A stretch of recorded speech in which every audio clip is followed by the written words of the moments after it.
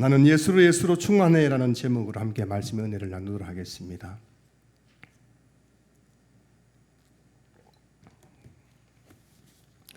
저는 나이 50이 되고 나서 깨달은 것들이 몇 가지가 있어요. 나이 50 되고 나서야 깨달은 것들. 첫째는 나이 50이 되고 나서야 인생은 내 힘으로 사는 것이 아니라 하나님의 은혜로 사는 것임을 깨닫게 되었습니다. 젊은 시절에는 저는 내가 열심히 하면 되는 줄 알았어요.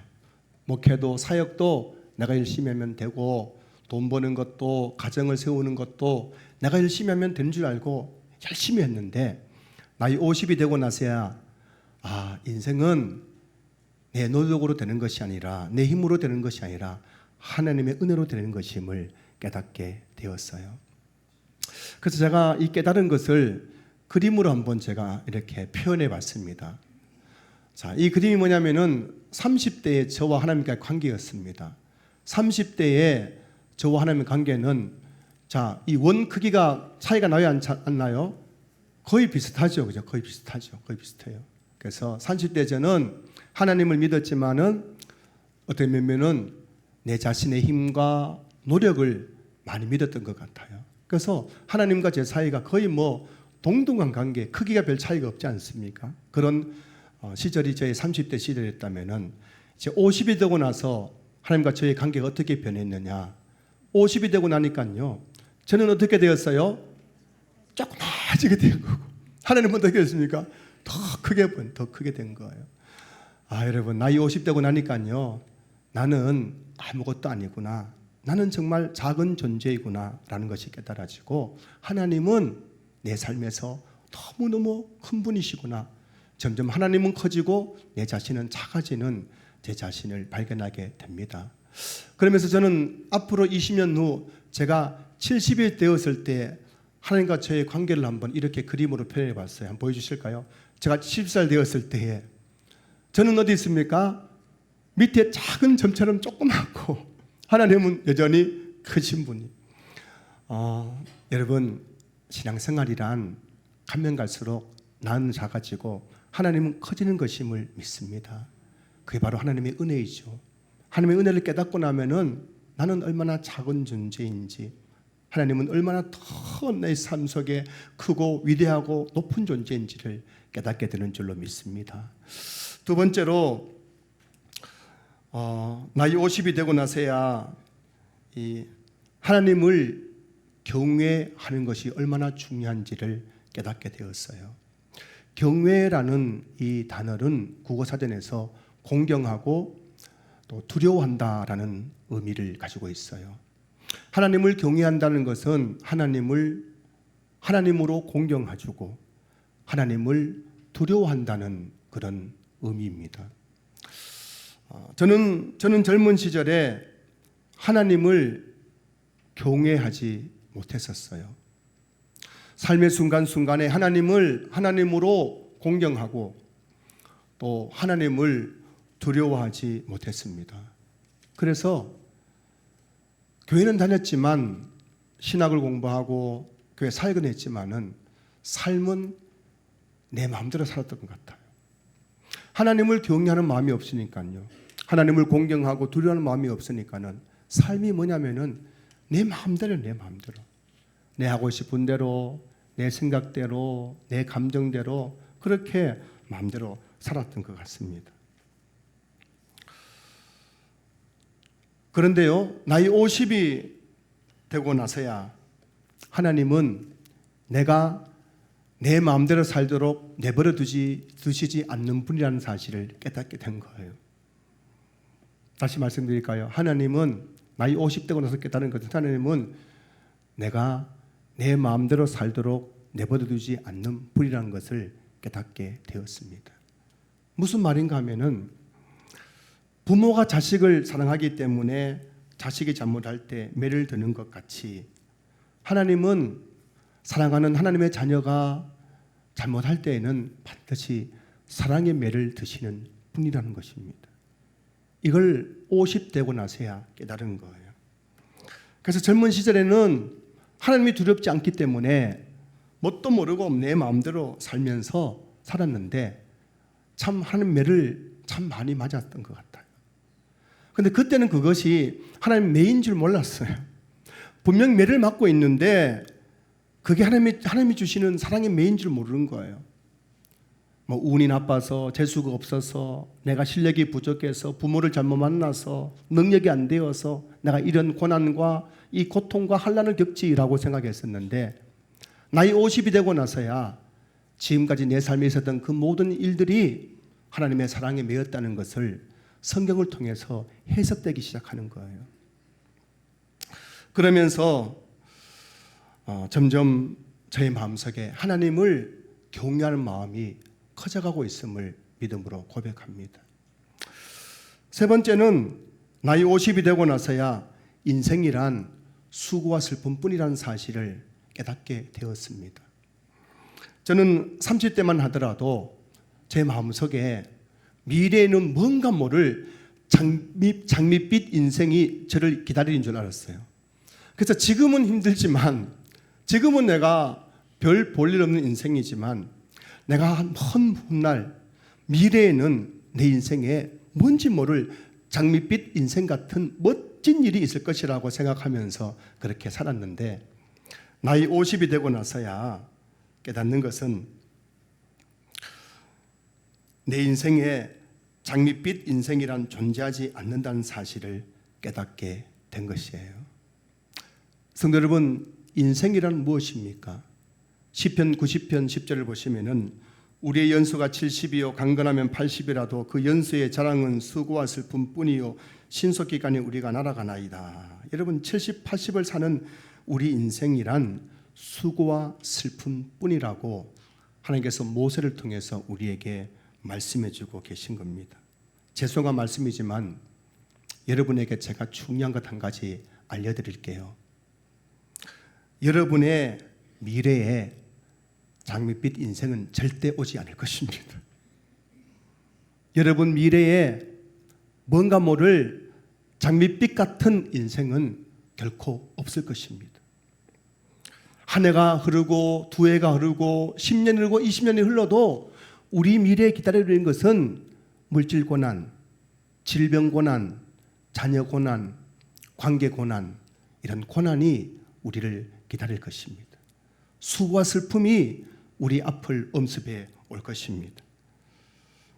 물질 고난이 지나면 질병 고난이 찾아오고, 질병 고난이 지나면 자식 고난이 찾아오고, 자식 고난이 지나가면 부부 간의 관계 고난, 부모와 자식 간의 관계 고난, 형제 간의 관계 고난, 고난이 우리를 기다리고 있는 것이 인생이라고 성경 우리에게 말씀해 주고 계신데, 저는 50대여서야 그것을 깨닫게 된 것입니다. 근데 여러분, 우리만 그런 것이 아니었습니다. 예수님이 태어나시기 700년 전 이사야 선지자가 활동할 당시를 살아갔던 이스라엘 백성들에게도 인생은 수고와 슬픔뿐이었습니다. 오늘 본문에는 이사야 선지자가 활동할 당시 남유다 백성들의 삶을 보여주는 몇 개의 단어가 나와요. 그러면 첫 번째는 고통입니다. 고통. 1절 보시면은 전에 고통받던 자들에게는 이라고 되어 있습니다.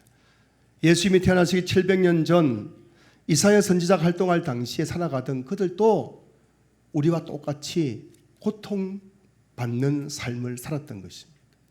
그들의 삶을 대표하는 단어는 고통이었어요. 두 번째는 절망입니다. 절망. 2절 보시면은 사망의 그늘진 땅에라고 되어 있는데, 여기서 사망이란 단어는 두 번째는 절망이에요. 절망. 2절 보시면은 흑암에 행하던 백성이라고 되어 있어요. 흑암에 행하던 백성. 여기서 흑암이란 절망을 비유로 표현하는 단어예요. 절망에 대한 비유로 표현하는 단어.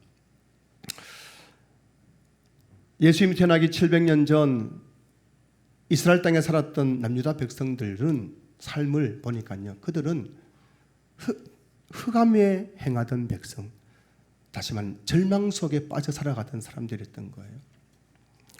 마지막 세 번째는 사망입니다. 사망. 2절 보시면은 사망의 그늘진 땅에라고 되어 있죠. 그 당시 이스라엘 백성들의 삶은 사망에 그늘진 땅에서 살아갔다는 거예요.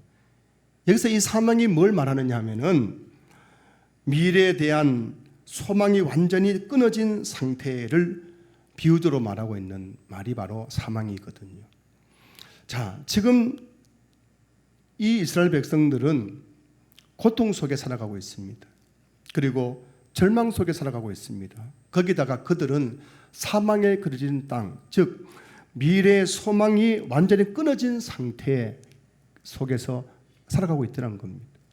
여러분, 내가 지금 고통스럽고 절망스럽더라도 미래의 희망이 있다면 지금의 고통과 절망을 우리가 견뎌낼 수 있겠지만, 지금도 고통스럽고 절망스러운데 미래조차도 내 인생에 아무런 소망이 없는 거예요. 1년 살고 2년 살고 10년을 더 살아도 내 인생에는 아무런 희망과 소망이 없는 상태, 그것이 바로 예수님 태어나기 전 700년 전에 이스라엘 땅을 살아갔던 이스라엘 백성들의 삶의 모습이었던 것입니다. 자, 그런데요, 이런 고통과 절망과 사망 가운데 살아가는 백성들에게 하나님께서 한 가지 주시기로 약속하는 것이 있습니다. 내가 너희들에게 한 가지 주겠다는 겁니다. 그게 뭘까요? 오늘 보면 6절 보시면은 이는 한 아기가 우리에게 낳고 한 아들을 우리에게 주신 바 되었는데 되어 있어요. 하나님께서 한 아기를 주시고 한 아들을 우리에게 주신 바 되었다는 겁니다. 이 한 아기 한 아들이 누구일까요? 6절 7절 말씀을 보면 바로 이 아기와 이 아들은 바로 예수 그리스도이십니다. 예수 그리스도. 지금 하나님께서 BC 700년대 당시 예수님이 태어나기 700년 전에 살아가던 이스라엘 백성들, 그들의 삶에는 절망과 고통과 미래에 아무런 소망이 없는 산만 같은 삶을 살아가고 있었던 겁니다. 그들에게 주신 한 가지 약속이 뭐냐면은 내가 너희들에게 한 아기 한 아들 예수 그리스도를 보내주겠다는 약속이었습니다. 그 예수 그리스도는 어떤 분이십니까? 자, 그 예수님은 어떤 분이시냐? 첫 번째는 이 세상의 통치자이십니다. 6절 보시면은 그의 어깨에는 정사를 메었고, 여기서 정사란 통치권을 말하죠. 예수님의 어깨에 통치권이 있는 겁니다. 예수님은 이 세상의 통치자로 이 땅에 오실 분이라는 것입니다. 두 번째는 인간의 모든 문제에 대한 답을 주시는 상담가입니다. 6절 보시면은 그의 이름은 기묘자라 모사라라고 되어 있습니다. 원어 그대로 변하면 그의 이름은 묘하게 기묘자라라는 뜻인데요, 이게 뭐냐면 바로 놀라운 상담가라는 것입니다. 예수님은 인생의 모든 문제에 대해서 답을 주시는 놀라운 상담가이십니다. 무엇보다 인간의 근본적인 문제인 제 문제를 해결해 주실 수 있는 위대한 상담가라는 것입니다. 셋째는 예수님은 전능하신 하나님이십니다. 6절 보시면은 전능하신 하나님이라. 예수님은 전능하신 하나님으로 이 땅에 오실 것이라고 말씀하고 있는 거예요. 여러분, 복음서를 보면은 예수님의 기적과 이적이 많이 나타나지 않습니까? 예수님은 죽은 자를 살리십니다. 병든 자를 고치십니다. 귀신을 쫓아내십니다. 예수님은 물리를 걸으셨습니다. 물이 포도주가 되게 하셨습니다. 오병이어로 5,000명을 먹이셨습니다. 예수님은 전능하신 하나님이심을 성경이 우리에게 말씀해 주고 계신 것이죠. 그리고 네 번째, 예수님은 영원하신 분입니다. 6절 보시면은 영존하시는 아버지라고 되어 있어요. 장차 오실 그 예수님이 어떤 분이냐? 그분은 영존하시는 하나님, 영원하신 하나님이란 것입니다. 예수님은 이 땅에 태어날 때부터 존재했던 존재가 아니라 예수님은 창세기 1장 태초에 하나님이 천지를 창조할 때부터 우리가 사람을 창조하되 우리 즉 하나님과 함께 하셨던 영원하신 하나님이신 겁니다. 그분은 십자가 부활 사건 이후에 승천하셔서 지금도 하나님 보좌 우편에 앉아 계시고 장차 이 땅을 심판하기 위해 다시 오실 영원하신 하나님이신 겁니다. 마지막으로 다섯 번째, 예수님은 평강의 왕이십니다. 6절 보십시오. 평강의 왕이라라고 되어 평강의 왕이라. 예수님은 이 세상에 평화를 주시기 위해서 이 땅에 오신 평강의 왕으로 오실 것이라고 말씀하고 있는 겁니다. 자, 여러분 오늘 본문을 한번 정리해 볼까요? 지금 이스라엘 백성들은 어떤 상태에 있습니까? 고통과 절망과 사망의 그늘진 땅에서 살아가고 있는 거예요. 그들에게는 미래에 아무런 소망과 희망이 없습니다. 현재는 고통과 절망밖에 없습니다. 그렇게 살아가는 그들에게 하나님께서 한 가지 약속하신 게 뭐냐면은 내가 장차 한 아기 한 아들을 주겠다는 겁니다. 그분이 누굽니까? 예수 그리스도. 그 예수 그리스도는 어떤 분이십니까? 예수 그리스도는 바로 이 세상의 통치자이십니다. 인간의 모든 문제에 대한 답을 가지고 계시는 위대한 상담가이십니다. 그리고 전능하신 하나님이십니다. 영원하신 분이십니다. 그리고 평강의 왕이십니다. 그분을 내가 너희들에게 보내주겠다고 하나님께서 그들과 약속하고 계신 것이 오늘 본문입니다. 자, 여러분 그렇게 예수님이 이 땅에 오시면은 이 땅은 어떻게 변하게 될까요? 여러분 예수님이 이 땅에 오시게 되면은 고통과 절망과 사망 가운데 있는 그들에게 어떤 변화가 일어나게 될까요? 첫째는 흑암이 사라진다는 것입니다. 1절 보세요. 전에 고통받던 자들에게는 흑암이 없으리로다. 여러분 예수님이 오시면은 고통 속에 있던 자들에게 흑암이 사라지게 되는 줄로 믿습니다. 둘째는 멸시당하는 자를 영화롭게 해주시는 거예요. 자, 1절 뒤에 보시면은 여호와께서 스불론 땅과 납달리 땅이 멸시를 당하게 하셨더니 후에는 해변길과 요단 저쪽 이방의 갈릴리를 영화롭게 하셨느니라. 전에는 멸시당하던 사람들이 이제 예수님이 오시고 나자 영화롭게 하셨다는 것입니다. 여러분 우리가 예수님이 땅에 오시면은 멸시당하고 천대받던 자들이 영화롭게 되는 놀란 일이 일어나게 되는 줄로 믿습니다. 저는 그런 분들 교회에서 참 많이 봤어요.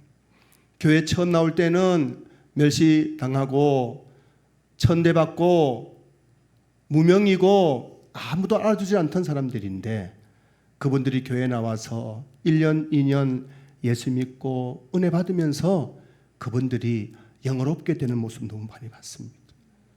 처음에 교회 올 때는 빈털털이었습니다. 가정에서도 내놓은 자식이었습니다. 세상 사람들은 포기했던 사람이었습니다. 그런 분들이 교회에 나와서 은혜 받고 예수 믿으니까요, 그분들이 교회에 집사가 되고 권사가 되고 장로가 되어서 영화롭게 하나님을 섬기는 모습을 너무나 많이 봤던 거예요. 셋째는 예수님이 이 땅에 오시면은 어둠 속에서 빛을 비추어 주신다는 겁니다. 2절 보세요. 흑암에 행하던 백성이 큰 빛을 보고 사망의 그늘진 땅에 거주하던 자에게 빛이 비치도다. 예수님이 오시면은 사람들은 그 빛을 보는 거예요. 그 예수님은 빛을 비추어 주시는 겁니다. 어둠 속에 있는 자, 사망에 있는 자, 소망이 없는 자, 절망 가운데 있는 자에게 예수님께서 빛을 비추어 주시는 거예요. 아무리 어둡더라도 빛이 비치면 환하게 되는 것처럼 아무리 흑암과 절망과 또 고통과 모든 것을 잃어버린 가운데 있더라도 예수님이 찾아오셔서 빛을 비추어 주시면 그 인생은 환하게 바뀌게 되는 줄로 믿습니다. 네 번째, 즐거움을 회복시켜 주시는 거예요. 3절 보세요. 주께서 이 나라를 창대하게 하시며 그 즐거움을 더하게 하셨으므로 추수하는 즐거움과 탈취물을 나눌 때 즐거움 같이 그들이 주 앞에서 즐거워하오니. 지금 이 백성들의 상태는 고통과 절망과 사망 가운데 있는 거예요. 그런데 그들에게 예수님이 찾아오시면은 그 고통과 절망과 사망이 변하여 큰 즐거움이 될 것이라는 것입니다. 여러분 예수 믿으면 즐거움이 회복되는 줄로 믿습니다. 그런데 기독교에서 제일 중요한 단어가 뭐냐면은 rejoice. 기쁨이에요, 기쁨. 예수 믿는 신자에게 나타나는 가장 큰 마음의 변화는 기쁨이에요, 기쁨. 예수님은 우리에게 잃어버린 즐거움을 회복시켜 주시는 분이란 것입니다. 사랑하는 성도 여러분, 고통과 절망과 사망 가운데 있는 남유다 백성들에게 하나님께서 주시기로 약속하신 것은 돈이 아니었습니다. 너희들 아프니 내 병 고쳐줄게. 가난하니 돈 줄게, 부자 되게 해줄게, 힘드니 그 힘든 문제 해결해 줄게, 그런 임시 처방이 아니었습니다. 고통과 절망과 사망 가운데 있는 그들에게 주신 예수님의 약속은 그 모든 문제의 근본적인 해결책이신 예수님을 보내주시는 것이었습니다. 사랑하는 성도 여러분, 수고와 슬픔뿐인 인생을 살아가는 저와 여러분의 인생 가운데에 우리 인생의 근본적인 문제 해결책은 예수 그리스도 한 분밖에 없는 줄로 믿습니다. 그분을 이 땅에 보내주신 날이 바로 성탄절입니다. 앞에서 말씀드린 것처럼 저는 나이 50이 되어서야 인생이란 수고와 슬픔뿐이라는 사실을 깨닫게 되었어요. 저는 미래에 대해서 큰 기대하지 않습니다. 내가 한 60대면은, 우리 교회가 한 성도수가 한 300~400쯤 되면은 나는 멋진 인생 살 것이지, 그런 기대가 없어요.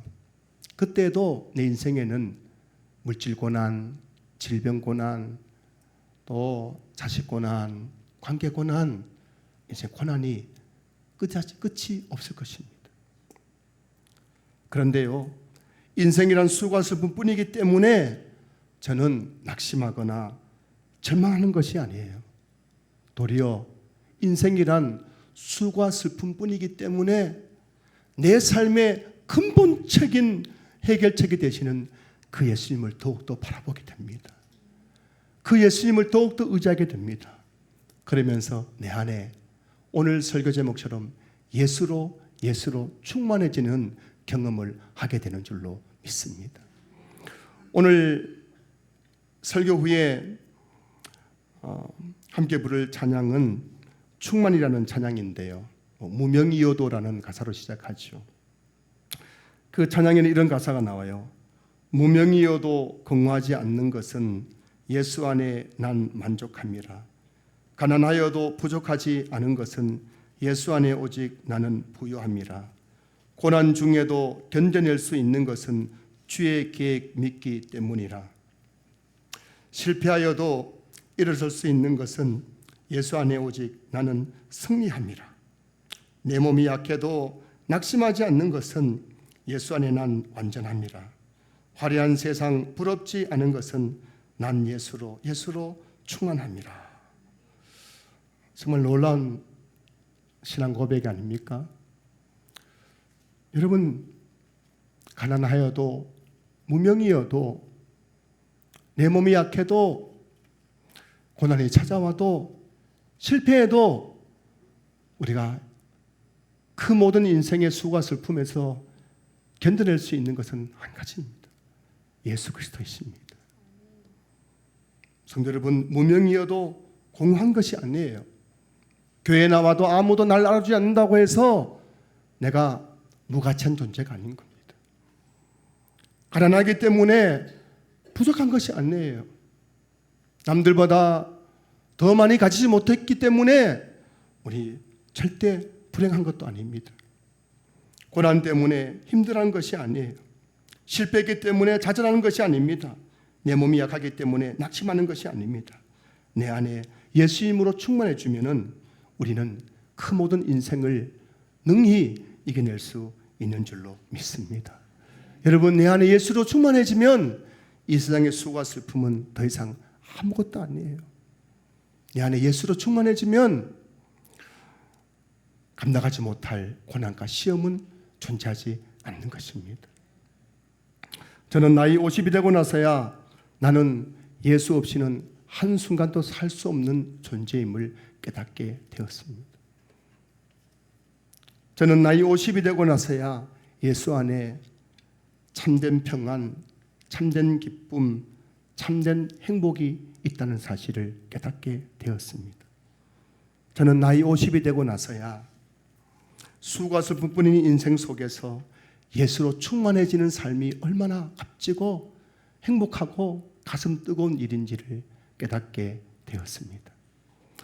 이제 이틀 후면은 이사야 선지자를 통해서 약속하신 예수님이 이 땅에 태어나신 성탄절입니다.